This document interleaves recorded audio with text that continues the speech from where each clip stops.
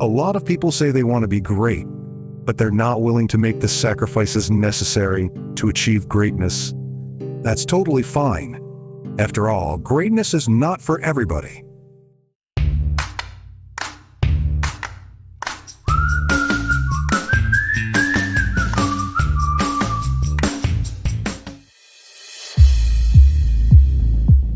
Set the example for your teammates. Bryant's longtime coach in Los Angeles, Phil Jackson, contributed a foreword to the book.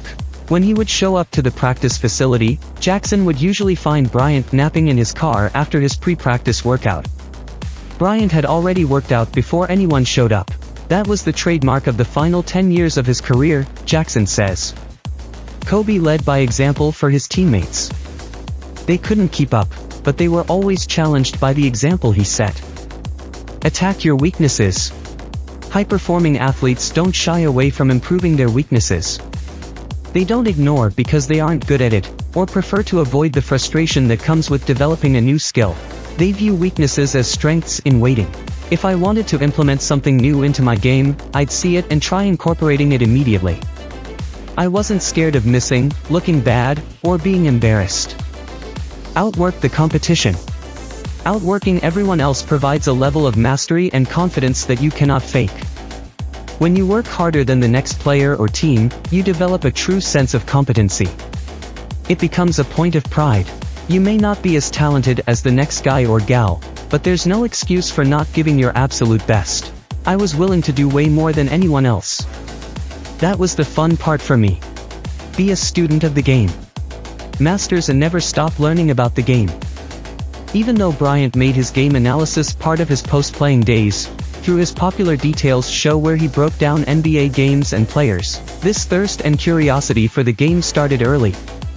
And more importantly, it was something that he enjoyed. From a young age, a very young age, I devoured film and watched everything I could get my hands on. It was always fun to me. Film study eventually became imagining alternatives, counters, options, in addition to the finite details of why some actions work and others don't. Regulate your intensity when necessary. Use the tools at your disposal to elevate or tone down your arousal levels. Sometimes you need a motivational kick in the pants, other times you need to slow things down and relax. If I needed to get keyed up, for example, I listened to hard music. If I needed to soothe myself, I might play the same soundtrack I listened to on the bus in high school to put me back in that place. Some games require more intensity, so I would need to get my character and mind in an animated zone. Other games, I needed calm. The key, though, is being aware of how you're feeling and how you need to be feeling.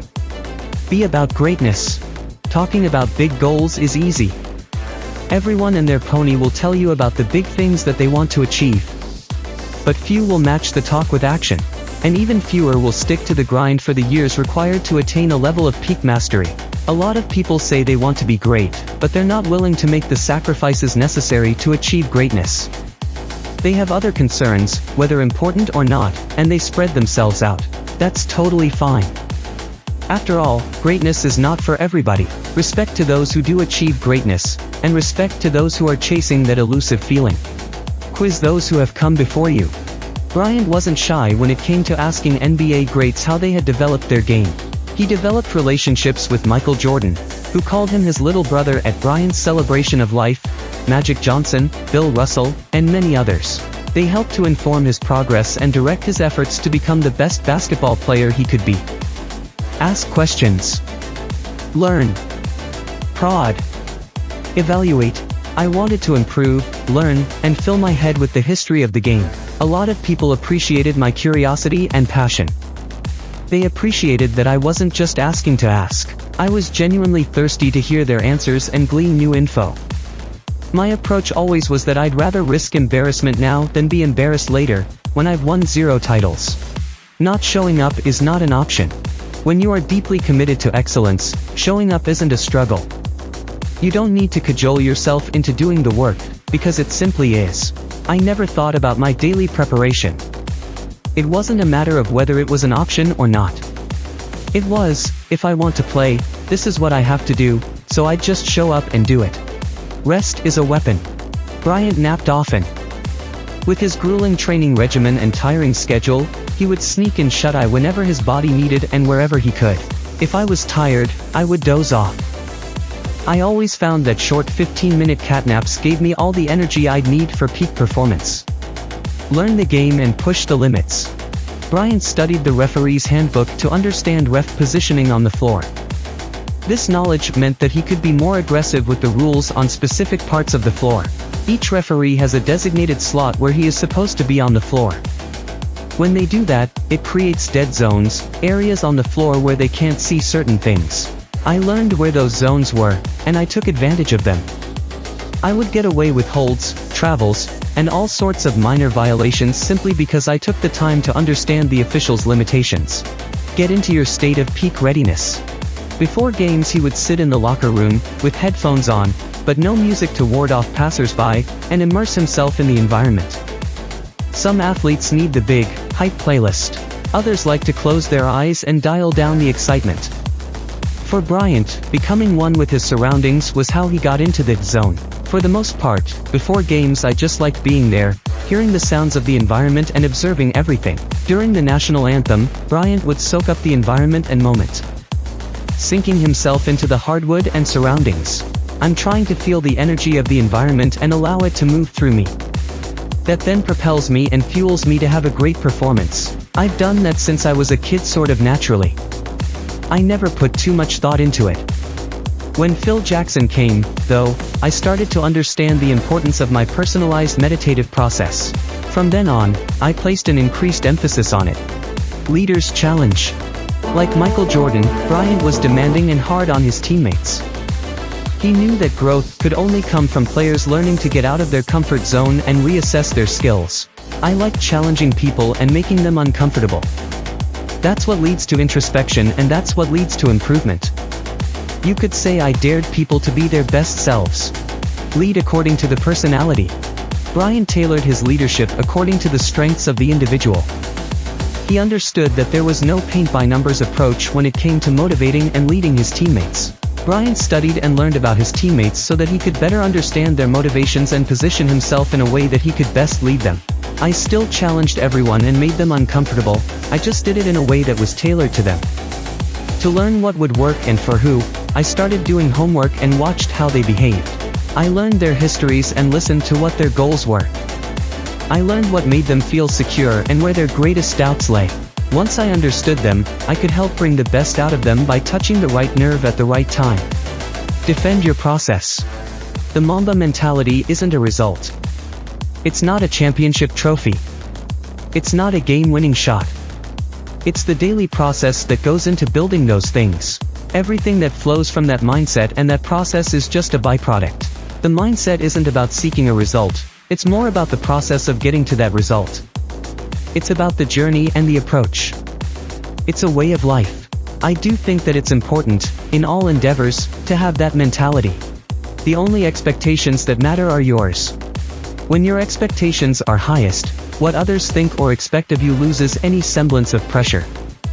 High-performing athletes tend to have expectations that are higher than those on the outside. I never felt outside pressure. I knew what I wanted to accomplish, and I knew how much work it took to achieve those goals. I then put in the work and trusted in it. Besides, the expectations I placed on myself were higher than what anyone expected from me. Clutch shots are just another shot. Practice and training are supposed to prepare you for competition by making your performance mundane. The shot you make at the end of the game is the same one you make 1,000 times during practice. When you practice intentionally in this manner, treating every shot like a game-winning shot, the pressure of the moment subsides. That clutch shot, that buzzer beater, simply becomes another rep in your inventory of shots. A big shot is just another shot. People make a big deal of clutch shots. Thing is, it's just one shot. If you make 1,000 shots a day, it's just one of 1,000. Once you're hitting that many, what's one more? That was my mentality from day one. The fundamentals never get old. The shortcuts, the shiny new tricks or equipment get all the attention. The quick fix, the shortcut, these are the things that tend to get all the attention. But what about the absolute basics? Something as simple and as basic as footwork? Bryant understood from early on that his ascent was contingent on how well he mastered the base fundamentals of the game. And he knew that few others had the patience and long-term thinking required to become a master of the fundamentals of the game. A lot of players don't understand the game or the importance of footwork, spacing. It's to the point where if you know the basics, you have an advantage on the majority of players. Adversity is growth. Even though Bryant won 5 NBA championships and earned countless individual accolades, he had his fair share of trials and tribulations along the way. Especially during his first couple seasons in the league, when he was still a teenager. But even when he failed on the biggest stage, he never backed down or stepped back. Instead, he assessed and evaluated how he could be better, and doubled down. He used failures as springboards for improvement. At the end of my first season in the NBA, we had made it to the semifinals, up against Utah. But in the deciding 5th game, I let fly 4 airballs, and we lost our chance at the title. Those shots let me know what I needed to work on the most, my strength. That's all the airballs did for me. I just wasn't strong enough to get the ball there. My legs were spaghetti, they couldn't handle that long of a season. How did I respond to that? By getting on an intense weight training program. What separates great players from all-time great players is their ability to self-assess, diagnose weaknesses, and turn those flaws into strengths. Winners have short memories. They move on to the next challenge. They don't revel in their wins and the results, but rather, they continue using the same process and mindset that made them successful in the first place. It's tempting, after a big victory, to coast on the results, to sit back and be lulled that we are entitled to more success simply because. For some people, I guess, it might be hard to stay sharp once you've reached the pinnacle. Not for me, though. It was never enough. I always wanted to be better, wanted more. I can't really explain it, other than that I loved the game but had a very short memory. That fueled me until I hung up my sneakers. The agony of defeat is as low as the joy of winning is high. However, they're the exact same to me. I'm at the gym at the same time after losing 50 games as I am after winning a championship. It doesn't change for me.